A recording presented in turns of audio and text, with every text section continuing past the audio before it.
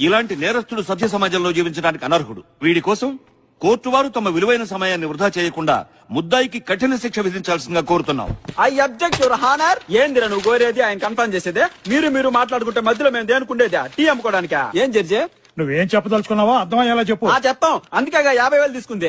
ఇంతకి నా క్లయింట్ మీద ఉన్న ఆరోపణలు ఏంటో? చిల్లర దొంగతనాలు, బ్యాంకు రాబరీలు చేసావా? చేయలేదు రాజా. చేయలేదంటున్నాడుగా. ఓకే, చేశాడు అనుకుందాం. ఆ మాత్రం దానికి ఉరి శిక్ష చేస్తారా మీరు? నెక్స్ట్. జడ్జి గారు ఉరి అనే మాట అనలేదయ్యా. నేను అనిపిస్తాగా. ఏం కాదు, ఉండండి. నెక్స్ట్. బాంబ్ బ్లాస్ట్లు. ఇన్ని చేసినోడికి బాంబ్ బ్లాస్ట్ ఒక లెక్క. ఆ మాత్రం దానికి ఉరి చేస్తారండి మీరు? దేవుడా. వెయిట్. చూడండి వెంకట్రావు గారు, ఇలాంటి చిన్న చిన్న విషయాలకు ఉరి శిక్ష వేయడం ఏ మాత్రం భావ్యం కాదు. ఏదో 10వ పరకో జరిమానా వేశారంటే మా వాడు కట్టెళ్ళిపోతాడు. ఇరువురికి మంచి. నేనేం తీర్పు ఇవ్వాలో చెప్పడానికి నువ్వెవడు రా?